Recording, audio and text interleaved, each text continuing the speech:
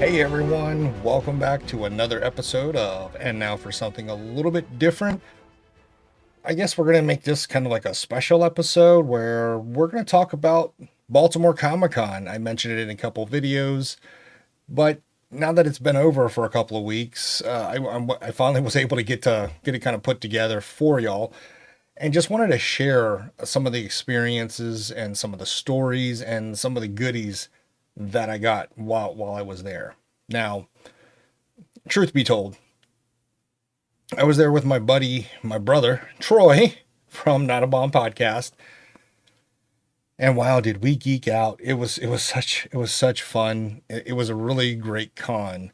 Lots of folks there, and what really kind of threw us was we didn't realize that they were also holding that day or that weekend the Baltimore Marathon. So there was lots of people out and about, out in the streets, on the convention floor. It was great to see. Number one, that many for that many folks to be out there having fun. So for this episode, what I wanted to do was basically give Korean Cool's take on some of the goodies that we were able to snag with of course comic books, some prints, artwork, Artist Alley. Oh, it's so good. As well as kind of after going through that, kind of give you like an audio commentary with some of the footage I found. Not found. I mean, it's not the Blair Witch Project, but from my new camera. It's a Insta 360. It's one of those 360 newfangled. That new technology is gonna kill you, boy. But it was pretty cool to see. Forgive the quality of some of the shots because no matter how clean I got the lens, there was still some kind of flare or anomaly with the lens protector. It was really weird. But enough of that. So, kind of as a recap, again, I hope you all had a great Halloween, a safe one, got lots of loot. I ended up spending our Halloween at a cabin in the woods in Pennsylvania, nearby us. Number one, kind of get away from everything for a little bit. We kind of needed the break. Real life still just absolutely. But also test some theories about horror movies. They didn't pan out. Anyway, so let's talk about Baltimore Comic Con again. October 17th, 18th, 19th, I believe it was. And Troy and I, of course, we got there right as the doors opened and on Friday. We went back on Saturday, and unfortunately, again, the marathon had hit full stride, pun intended. So we were kind of waiting for our families to show up, but traffic was so bad that it took them a while to get there. So we made the best of it, right? And when I talk about made the best of it, we walked the floor. Number one, cosplayers, every single Baltimore Comic Con cosplayer who attended, who showed up, who allowed us to get some pictures. It was fantastic. It was kind of mind blowing.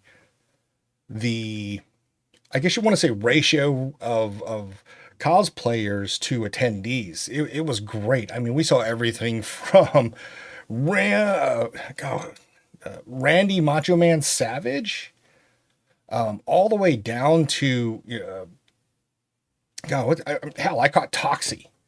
And at the end of this episode, in kind of like the bonus credits that we always do, or bonus reel that we always do, got some of those cosplayers for you guys to take a look at. Really well done. Kids to, of course, adults. The range of costumes, amazing. Saw several really badass Doctor Dooms. Gotta tell you, really, really good stuff.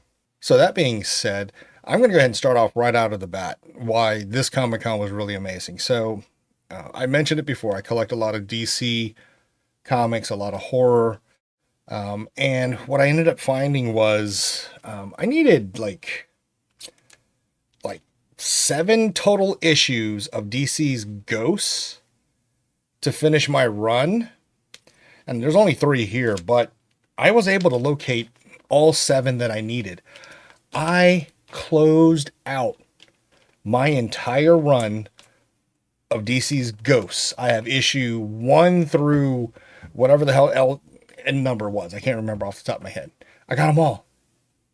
So happy, so psyched I was able to do that. One of the coolest parts of this Comic Con was, well, of course, well, I found my gems that I was looking for.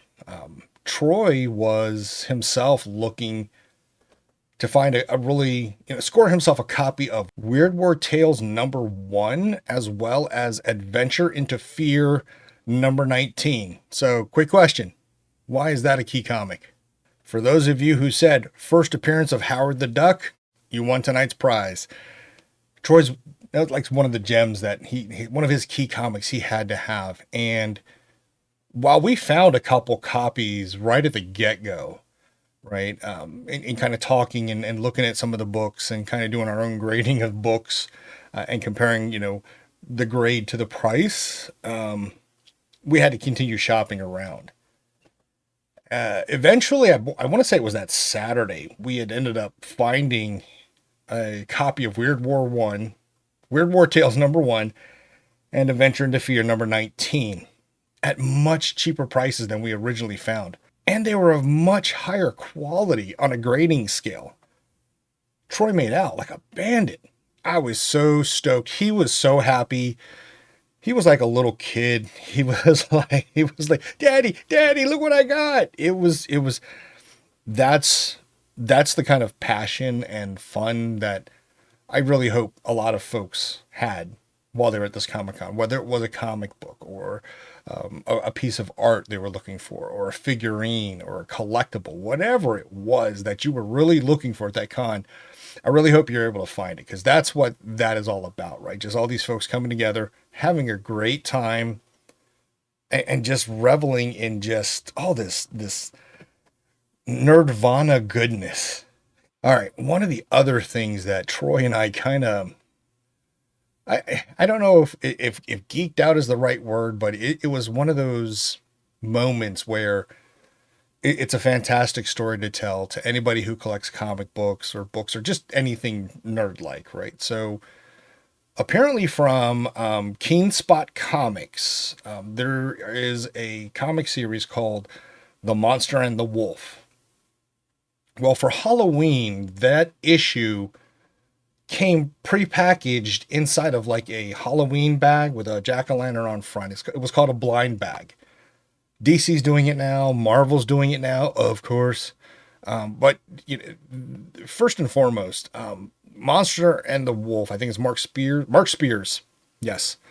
Mark Spears. It's a great comic once I finally got a chance to read it, and here's the story. So because it's in a blind bag, it's kind of like card collecting, right? You open the pack and you just can't wait till you see it. And Troy got some of those, and he starts opening it, and there's these just gorgeous covers, right? I think we started off with like 6. So he had all these gorgeous covers, and he pulled out like a variant cover, right? And I started opening mine. And the first comic I pulled out was it was one of the multiple covers. It had lots of covers. I might pull one of these books out of its sleeve to kind of show you kind of what you might get in there, or just, again, go to Keen Spot, Monster and the Wolf, check them out. And then the second comic I opened the bag, and it was a variant cover. And I opened up my third bag. It was another rare variant cover. Troy starts giving me the evil eye, because he only pulled 1 out of his 6. Here I am. I pulled 2 out of the first 3. The third one was one of the multiple covers. Then the fourth one, another rare variant. And then the fifth one, another rare variant. Troy was like, "You have got to be kidding me. What is going on here? How did you do that?"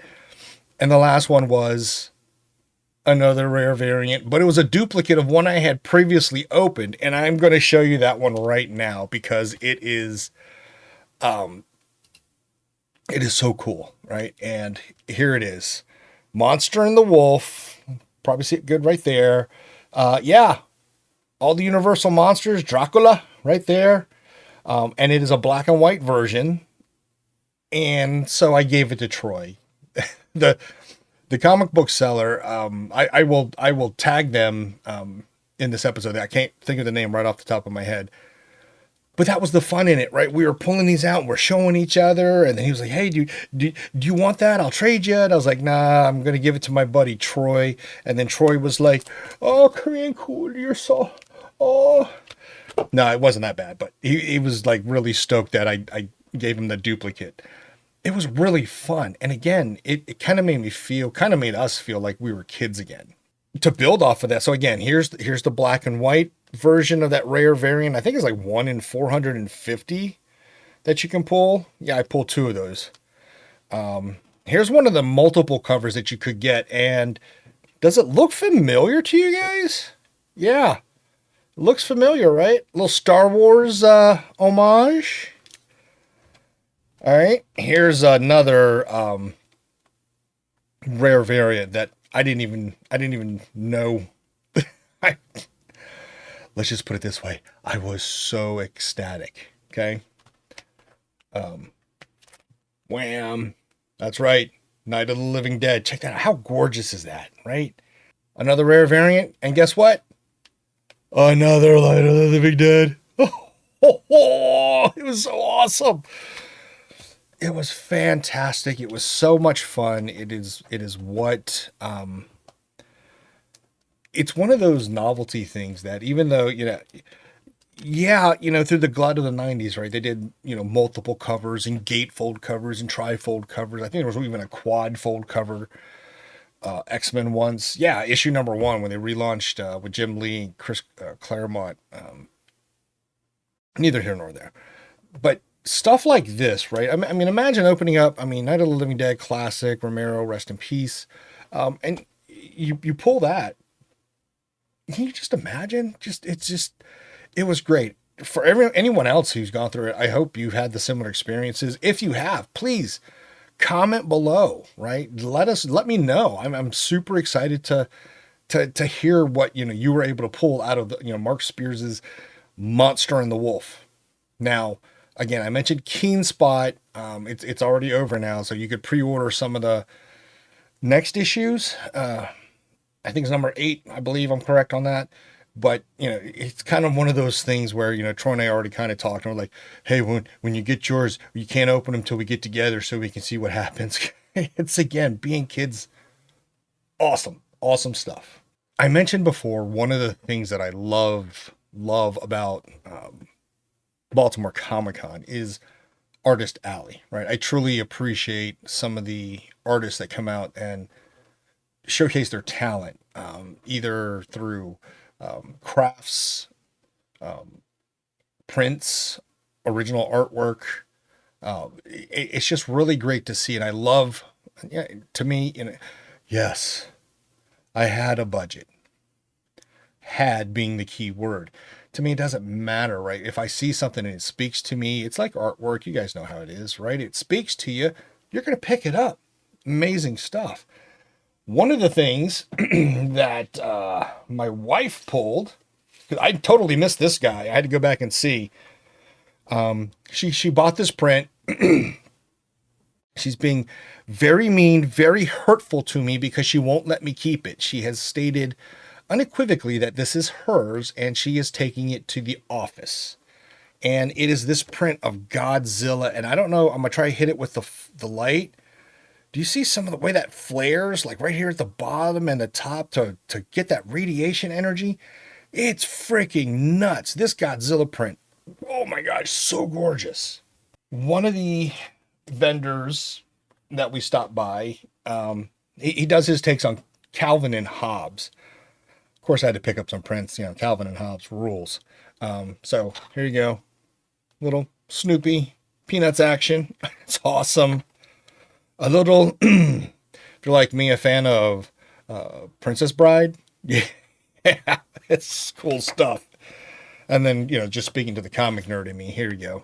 Weird science fantasy. Spaceman Spiff. It's awesome. Now, one of the really cool things with Artist Alley is just, coming in and seeing some familiar faces and Oh, well, you know what? Before we go to that story, real quick, Baltimore Comic Con, what they like to do is they put together a yearbook, right? And they always pick a theme. This year's was bone. And the basic premise of this yearbook is a lot of the artists that attend, right? They put together and submit some of their variations of the Bone comic. It is really cool to see everyone's take on it. And how many of you people know Bart Sears, right? Really, really, yeah. You want to talk about a superhero artist? Bart Sears is one of those back, I think, in the 90s when Valiant hit. He was one of the prolific artists at that time. He did Turok, I believe Exo Man of War. Yeah, Exo Man of War. Just really detailed in some of the stuff he did. 1 second here while I find it. Aha! I found it. So, like I said, Bart Sears, can you see that?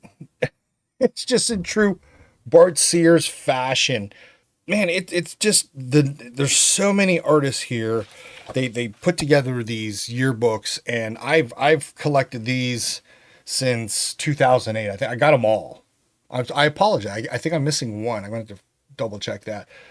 But they're really neat. And the best part is they do what's called a scavenger hunt. So you'll find the print, and then you go through the Comic-Con, you locate the artists, and you get their signatures. Again, there's just some really, really cool stuff. If you're a fan of Bone, Bone's awesome. Yeah, definitely something worth taking a look at there. So let me get back on track. Artist Alley. One of the best things about Artist Alley is, again, you run into some folks that you've seen their work, you've collected some of their issues, you've collected some of their art, and then you just see some of the new stuff they have. Peter Smith. I don't know how many of you have ever been exposed to his artwork, but I'm just going to show you a little piece that he did for there's like a little trend going on with some Universal monsters and some of their comic books, and he did some variant covers for some of those. One of those he did, The Invisible Man, Frankenstein, and The Mummy. They are, they're so amazing. So real quick, I'm going to show you. I bought the comic, of course, and I had to get his print. But this is the one he did of Frankenstein. Look at that thing. It is so amazing. Now, you want to see something even cooler? This was Peter Smith's original concept art when they were putting it together. Now, do you recognize kind of who this Frankenstein is? Oh yeah. Karloff, yeah. Unfortunately, due to similarity and due to copyright laws, they had to update it. So he updated it to, this version that ended up getting printed. But having seen that, and I plan on putting these together up, but again, just look at that. It's just gorgeous. There's so much to say that I don't want to bore you to death with just me talking about it. So what I want to do, and hopefully you'll enjoy it, is I'm going to show you a lot of footage or a compressed version of events from Baltimore Comic Con. With that, I'm going to do a little voice narration, but you'll basically just be watching the video and follow along with me. It should be fun. I hope it's fun. Yeah, if you were at Baltimore Comic Con this year and you found some lot of stuff and you're watching this, please comment below and just let me know what your experience is, what your best, what was the best thing to you about Baltimore Comic Con. For me, it's Baltimore has its issues, but Comic Con ain't one. It's amazing. We had started Friday, so what you're seeing here now is Saturday, and geez, look at all the people there for this marathon. I can't remember how many blocks it took, but it took enough to keep my wife and my kids and Troy's wife to show up on time. But what we found was that this was the half marathon, and here we are coming up on one corner trying to cross the street, and again, just look at the amount of people here in support all these marathon runners. It's pretty nuts. Yeah, they had music going, of course, lots of vendors, water, of course. It was pretty wild too. And what was really cool was seeing how many of the runners had different types of, I guess, crazy costumes on. Yeah, here we got some more coming in.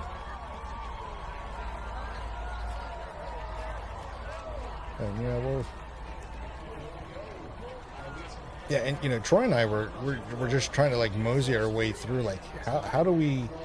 Well, number one, we were trying to figure out, can we even cross here? Because again, with the marathon runners coming in all directions, it was kind of nuts. But as you can see, we found a path forward, and we just kind of went with the flow with the crowd. It was.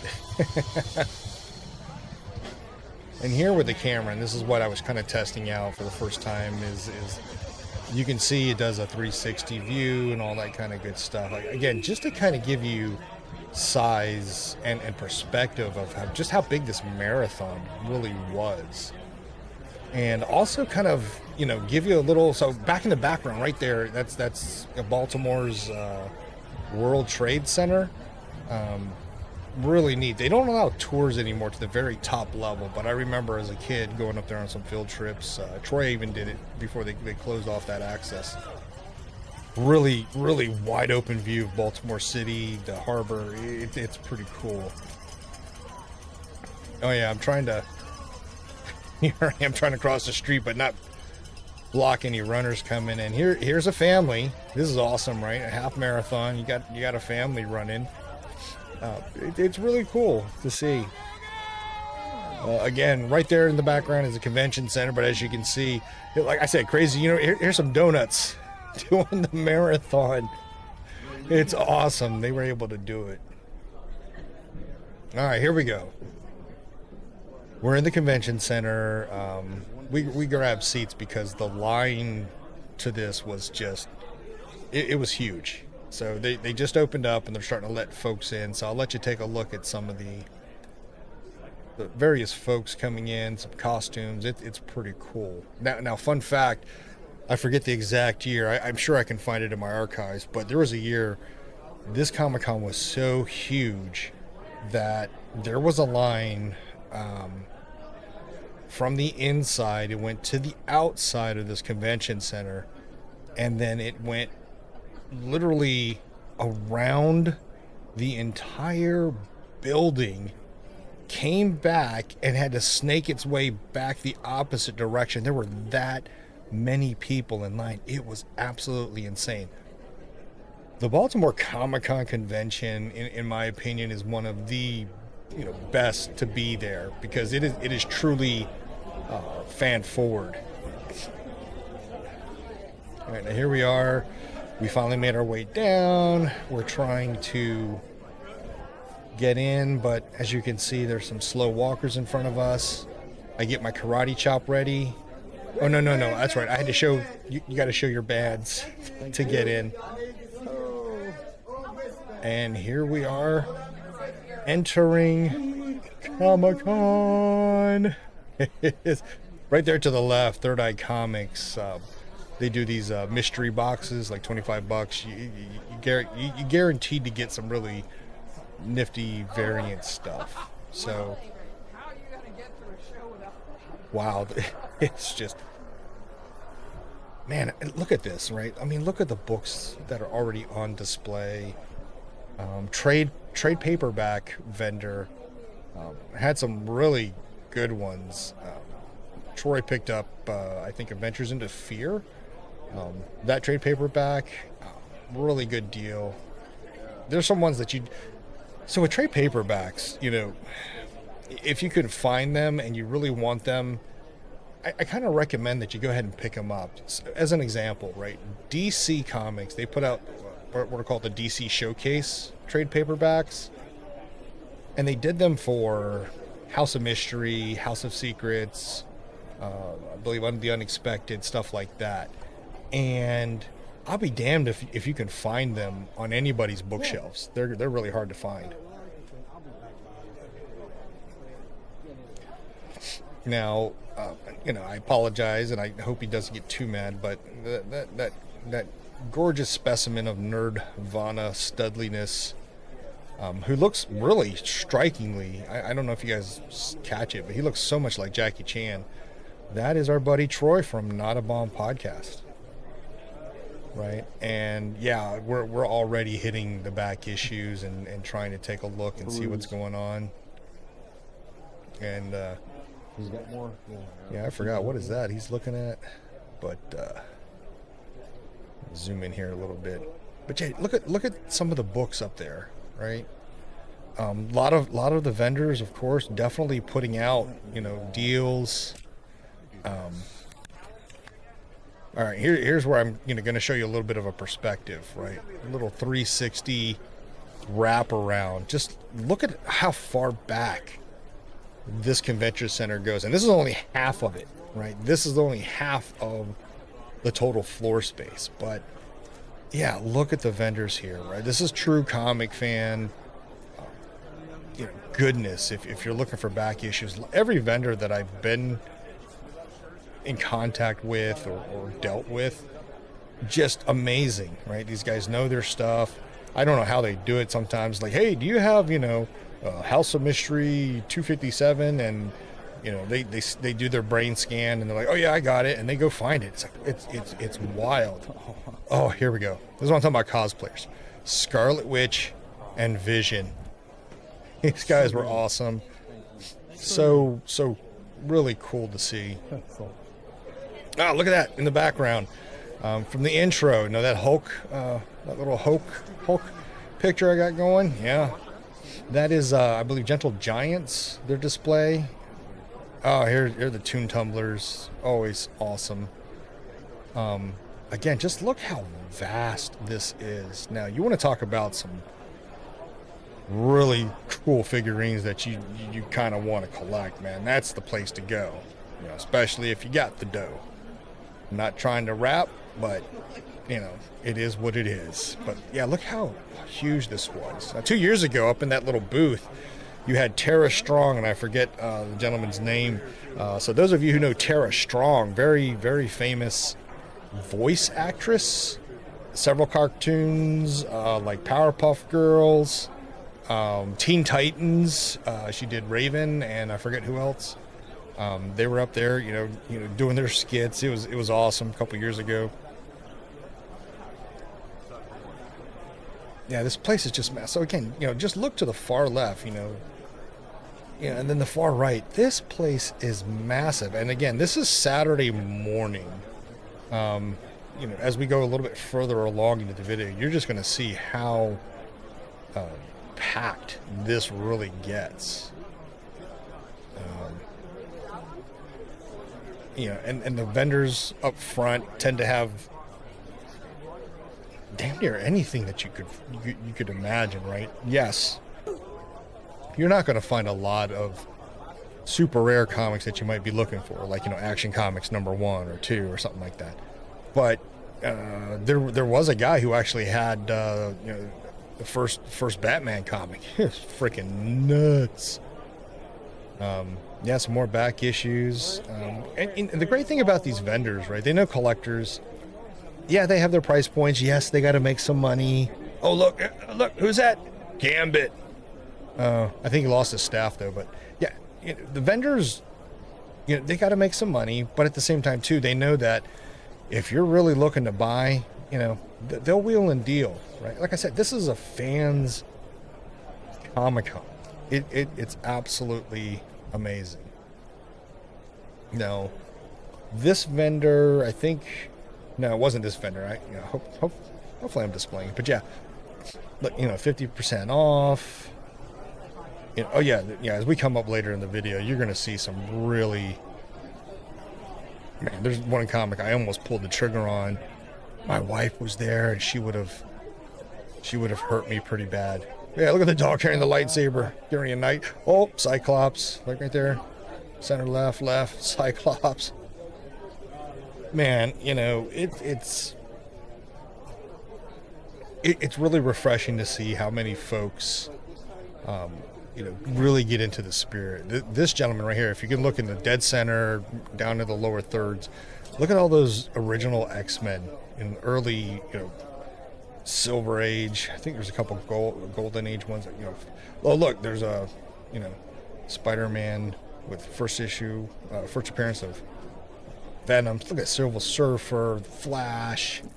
Oh yeah, look, House of Mystery. I got several copies of this, but man, it's really cool to see.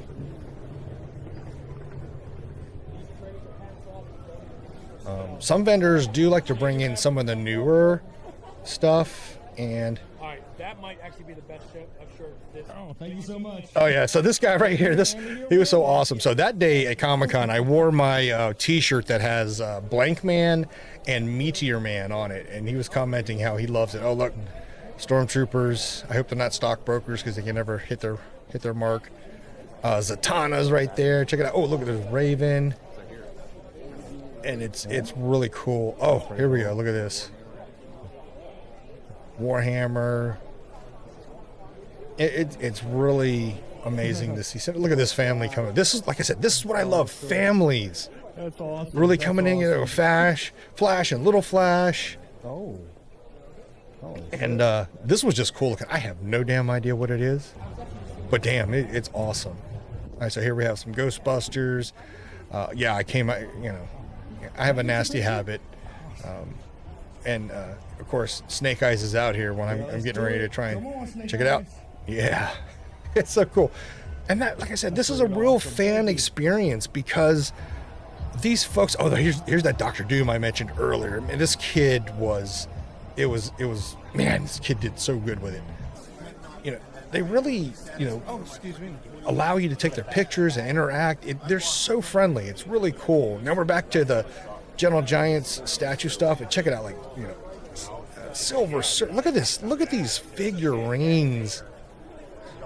It is so, dude, definitely better than what we grew up with. Now look at some of these old books right here. Oh, like Dead Center, almost, a little bit to the right. James O'Barr's, The Crow. Okay, here we go. This is what I'm talking about in terms of, and that's some original Transformer toys back there, including that Soundwave. That's the one that I was tempted to piss the wife off and go ahead and just buy it and tell her later that we can't pay for the mortgage. But yeah, no, I couldn't do it. But look, bottom left. Look at that. Which one? Just look right there. Oh, such cool stuff. Yeah, look, I had to call Troy over because look at this. Luke Cage, Hero for Hire, #1. Yeah, holy shit. It's crazy. Oh my. Awesome. Yeah, there's me just nerding out. And then, like I said, look, there's Volume 1 of Deathlock. Look. And the vendor, man, he's really cool. He's talking, look, Fantastic Four, first appearance of Galactus. And it's sitting right there in my hands. And sitting in there in my hands, if I bought it, would have been divorce papers. So that's why I didn't do it. But this is what I was talking about in terms of Baltimore Comic Con. It is what you find, what you see. It's stunning. All right, so this is a little bit later that the wife and kids finally made it. So we're all spread out and we start walking around. And start taking a look at stuff, right? This is kind of what we do. So with the convention, I just bumped into that lady. I'm not sure. Look, there's Robin. Oh, it's crazy.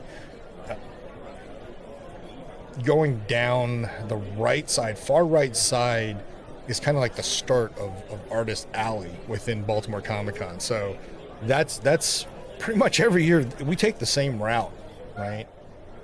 Some really cool T-shirts that come out. They got Tron, new Tron T-shirts out, with Tron Ares had just hit the screen, patches. There's some really cool stuff. These folks really do. Like there's a TARDIS. just really, hey, good morning. Like I said, these guys, it's really good to see. I wish I had more money. Stupid lottery won't let me win. Yeah, look at these young, kids just getting into it, cosplaying. It is so awesome. It's so awesome.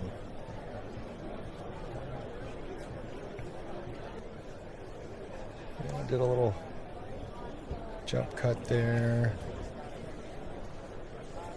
I think I was looking for whoever. I got lost a little bit. I kept losing, friends and family, so it's crazy. Okay, so here's one.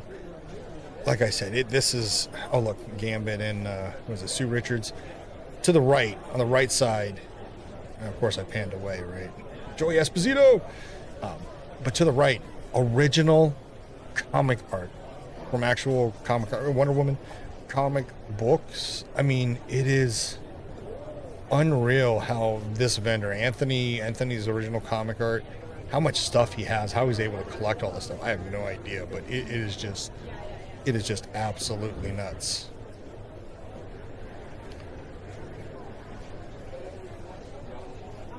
And like I said, it's local artists, right? And they do things, simple things, right? From bead art to, woodworking crafts. There was actually a metal worker there. She had some really cool pieces. I believe she's up here on the right. I don't know if I caught a lot of her stuff on the camera, but yeah, she does a lot of metalworking plates.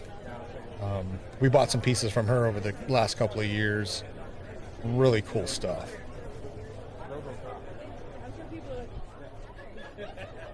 Yeah, as the sign says, welcome to Artist Alley, right? And this is where. Okay, here we go. So we buy a lot of prints in here, and the very first year that I took Troy out here,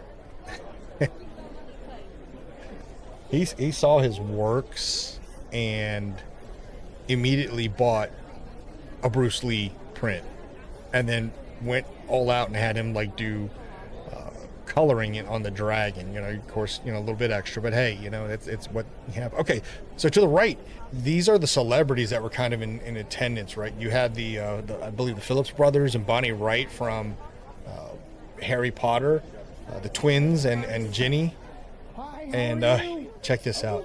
I got to meet oh gosh, I got to meet Jennifer Blanc Biehn, Michael Bihn's wife, and I had them come through and autograph my Blu-ray copy of The Victim. He played it off so. Now, The Victim, I believe it's 2012, independent film. Michael Biehn wrote it, directed, and starred in it, and Jennifer Blanc was also in it. And it was. I thought it was a cool movie, right? Because there's a twist at the end I did not see coming. Totally had me fooled. And what I really appreciated about this movie was, as I said, it is the crew, everyone behind the scenes, right? They actually put in front of the scenes and showed them off. Right? These are all the folks that help make us our independent films. And here's Mr. Michael Biehn. Oh my gosh, this was really cool. Number one, so first I felt terrible because after I got to talking with Michael Biehn and getting his autograph, my son finally realized, it dawned on him who Michael Biehn was. Just, oh my gosh, was that Johnny Ringo? I was like, yeah, dude, didn't you know? He's like, no. Oh man, if I had known, I would have gone with you. I was tempted to go back, but by then the line had gotten so large. But talking with Michael Biehn, he's a really cool cat. We were talking about the John Candy documentary. I Like Me, as well as is it Pee Wee Herman, Paul Rubin, I believe is Paul Rubin. Are you guys gonna go talking about their documentaries and stuff, and just how amazing it was. The best part of this was, again, just listen to him tell his stories and stuff again, and kind of going back through a lot of the filmography and history of what Michael Bihn's been in, and yeah, in the background, of course, are some of his more prolific movies and stuff. But sitting there and talking to him about his movie The Victim. So apparently, I believe they said he wrote it in 12 days and shot it in 12 days. And again, I really dug the movie. Some folks, yeah, they'll criticize and stuff, but you know what? Like I said, independent films, they did it. They don't do it anymore. Their production company, they're enjoying life now, let's just say.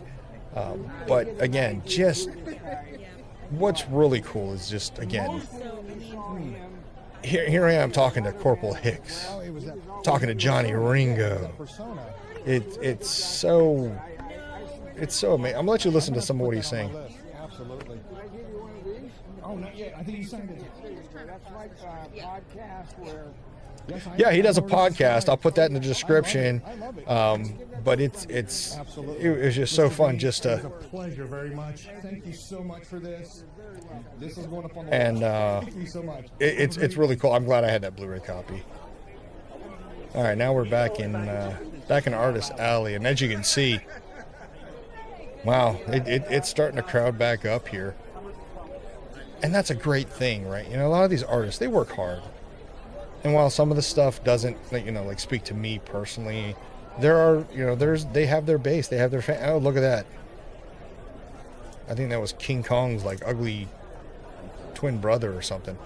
But yeah, it's they get their fans, they get their fan base that comes in and supports them, and that's what it's all about. Again, the big houses, they do their stuff. That's cool, right? But these are people who were inspired by something, by somewhere, and someone somewhere in comic books and art and in literature, right? So they're doing their thing, and they're out here, showing off their work, and you got to applaud them for that.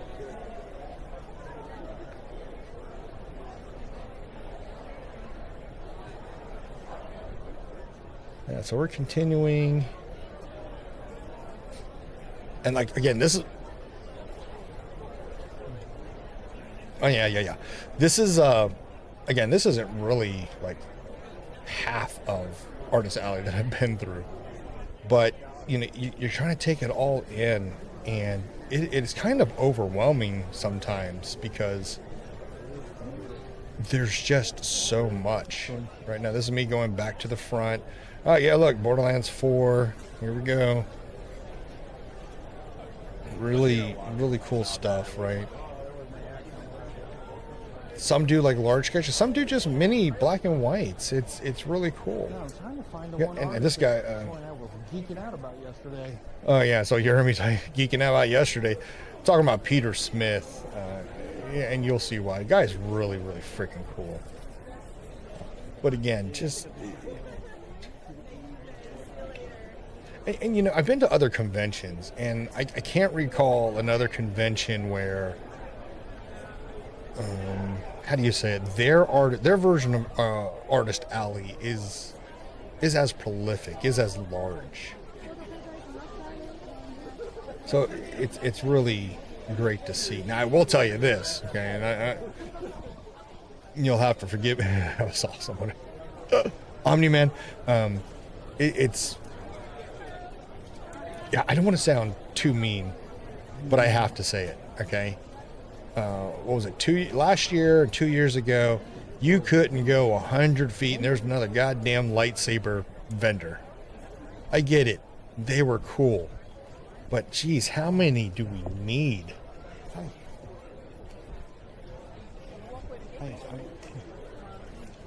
Oh yeah. Here I am, getting ready to geek out again. What? Oh, there's Vision and Scarlet Witch again. Because here he is, Peter Smith. This is his little booth. Like you said, yeah, we're talking about Mojo Jojo from Powerpuff Girls because he had some comics. Yeah, right there, kind of dead center, a little bit towards the left. You'll see he did a kind of a crossover with Teenage Mutant Ninja Turtles and Usagi Jimbo. And he got to meet Stan Sakai and get his original artwork signed by Stan Sakai. It's really awesome. And yeah, you're gonna see a little bit. I had the camera pan down a little bit. Yeah, here are those Frankenstein prints. Look at this. So Yeah. this was the original sketch, right? The first call-off. Right. So I bought the comic books. Yeah, and to the left was the comic books. And after I got done running my mouth about that, oh yeah, there's some. I mean, what's really cool is he's got Dracula coming next year. Some other ones. Here he is giving another fan a sketch, but he also had one. It was really cool. Troy ended up picking it up. He did like a zombified Care Bears print. It was freaking absolutely nuts. Yeah, and what's really cool is, Peter Smith, as we were talking to him, Troy and I basically on Friday, he was describing, a lot of his processes and what he's got coming down the pipelines and his artwork. As you can see, bottom left, and that's his cover from The Invisible Man, and The Mummy. And yeah, I did definitely pick those up. But yeah, here I am telling these guys about Usagi Yojimbo, G.I. Joe, Batman. It's. Oh yeah, then we started talking about Stan Sakai. So my cousin, when he rotated out of Afghanistan in the army, he's a huge Usagi Yojimbo fan. So the year he got back, we took here I am talking about it. And it happened to be one of the years Stan was coming. And so my cousin was like, no way. He brought all his original Usagi Yojimbo comics and got them all autographed. Oh, Stan. And Stan Yeah. said he goes, he likes coming here, but he only comes every couple of years. Yeah, Stan's getting up there, and again, Stan, He's such a cool guy. he is. He's really cool. You get to talk to him, and he'll do some sketches for you. If you ask nicely, and that's the thing, right? That's the key with some of these artists. So Peter Smith, again, having already purchased some comics and really talking him up, trying to figure out what he's doing in the coming years. And here's a little secret, guys. He told me they're doing a Thundar the Barbarian comic book. I cannot wait. I am so nerding out. But you talk to him nicely. Normally he charges like $20 a sketch, but he did that one for free. Oh, here's the vendor where I showed earlier the Calvin and Hobbes prints. It was crazy. Look, here's another Dr. Doom. This guy was rocking it, right? He went all metal. This guy was just freaking absolutely, man, it was so good. I mean, how good was Nightcrawler? How did I not pick him up earlier? I lost somebody again. Oh yeah, then here's this vendor was doing. Now, picked up a piece a while ago from him, but he does, 8-bit pixelated art. And top right on his wall, you see there's Serenity. So yeah, you can kind of guess that that's exactly what I bought. And again, just Hogwarts, Gryffindor. It is. Oh, Green Lantern. Poison Ivy. Hot Dog. It's crazy just as you continue along. The place fills up and up and up, and it's a beautiful thing, right? It's an absolutely here we go. Harley Quinn. Yeah, she was awesome. I got her picture earlier. That's why I didn't ask for one right there. But what was sad was I don't know if I'm going to show it in this clip or this video or not, but Troy and I we took the others because they brought more money. Oh, Retro Replay is actually a store nearby where I live. They sell retro video games, musics, videos, some comics. They find some gems. You can find some gems there. I mentioned lightsabers earlier. Hey, there we go. The one that was over there? But we were talking to the wives again because they brought more money. Oh, look at them. Darth Maul. That's so cool. God, as I'm watching this, I'm just like geeking out because it's just so amazing to see all these folks. But yeah, they brought more money because we had spent all ours, and we did some more of those blind bags. Oh yeah, there's Nightwing. Oh, oh yeah, check this out. Oh my gosh, there's Bob. This is now like towards the back, so the very back of that was the front. This is kind of like the back corner going to the other half, which is kind of like a food court. Okay, here's a cool part.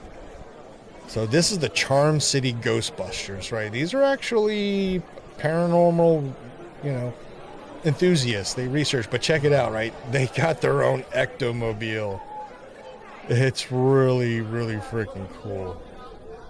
Okay, so I mentioned earlier how about the Baltimore Comic Con yearbook. Those are various prints. Oh, Cobra Soul, Baron Samedi. I don't know if you guys caught that. But those were various prints they sell that didn't quite make it into the book, or did make it into the book, but they just sell extra prints. Going back down Artist Alley again.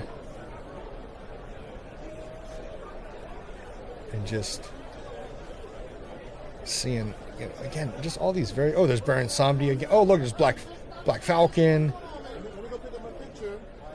And, Baron Samedi's got to get his picture because he's so awesome.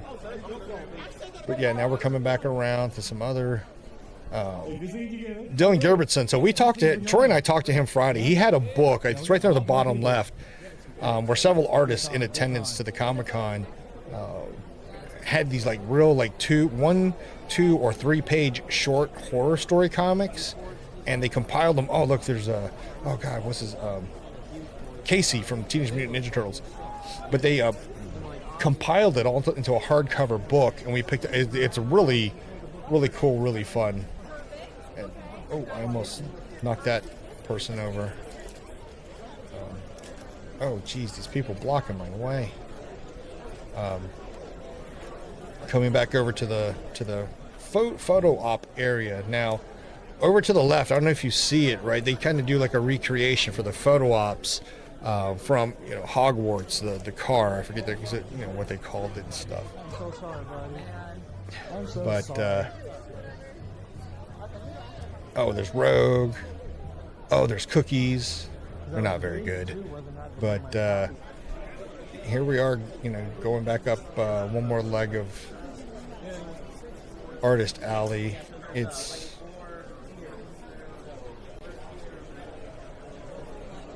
I think we picked up a couple prints on the left side, and yeah, as you can see, right, this